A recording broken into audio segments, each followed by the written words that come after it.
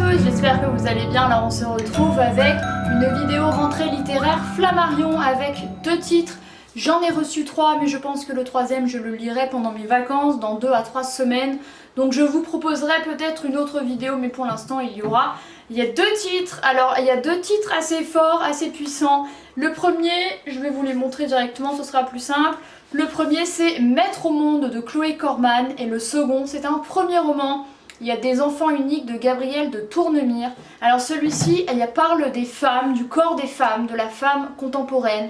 Et celui-ci parle du handicap, il y a de l'amour, de la famille, de la considération des handicapés dans la société.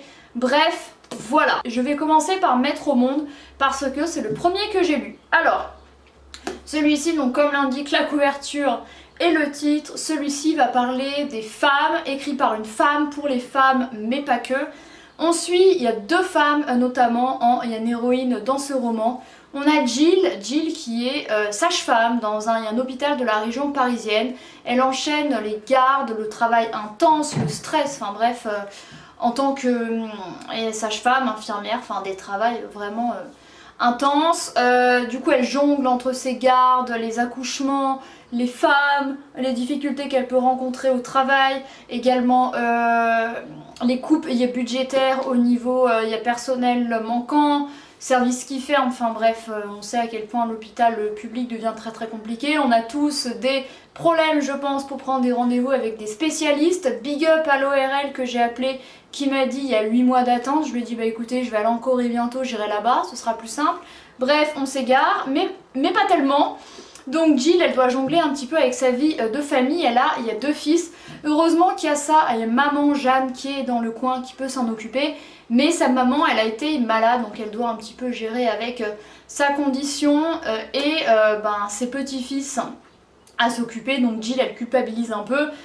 Il y a d'obliger un petit peu sa mère à être là sans arrêt. Il y a tandis qu'elle va au travail de façon décalée parce que souvent elle travaille de nuit. Donc voilà pour ça. Et ensuite on a Marguerite qui a la quarantaine, qui vit librement son statut de femme célibataire. Il n'y a pas d'attache, pas d'enfant.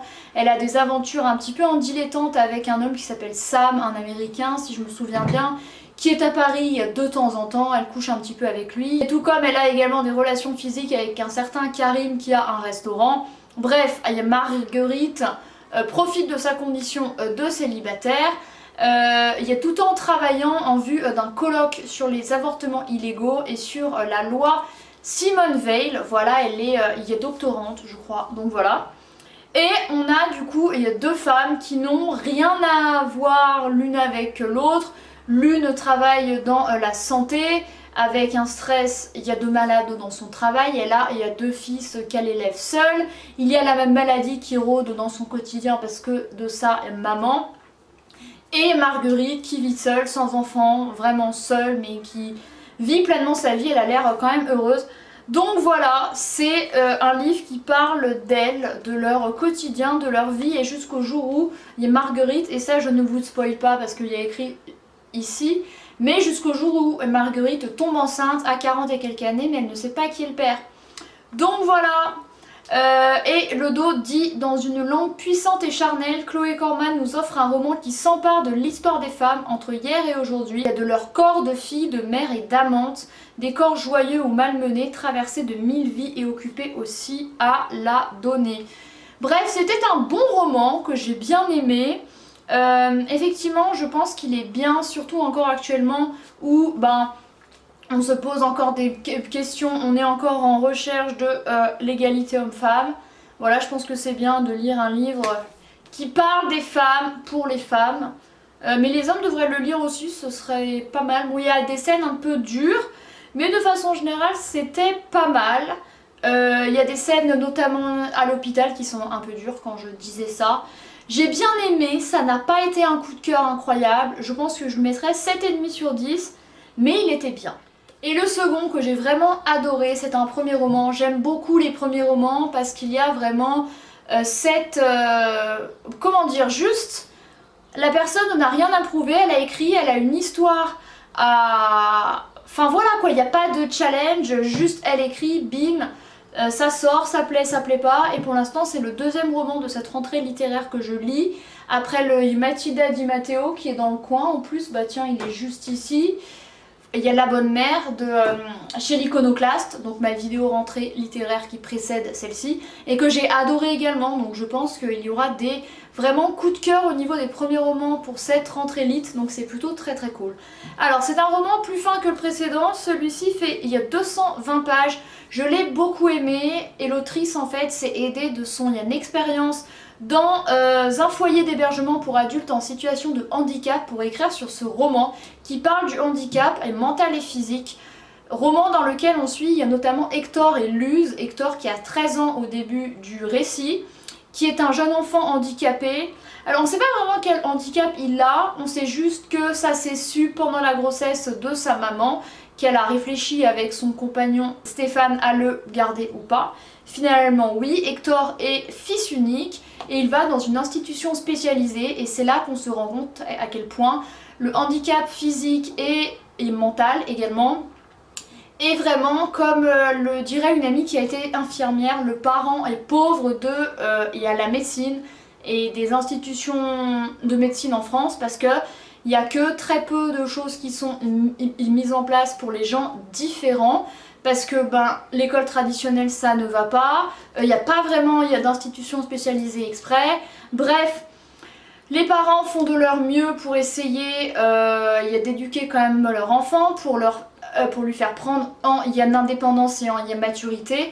Hector c'est un garçon très calme, très réfléchi, qui ne parle pas s'il n'a rien à dire, il y a toc un petit peu de rangement.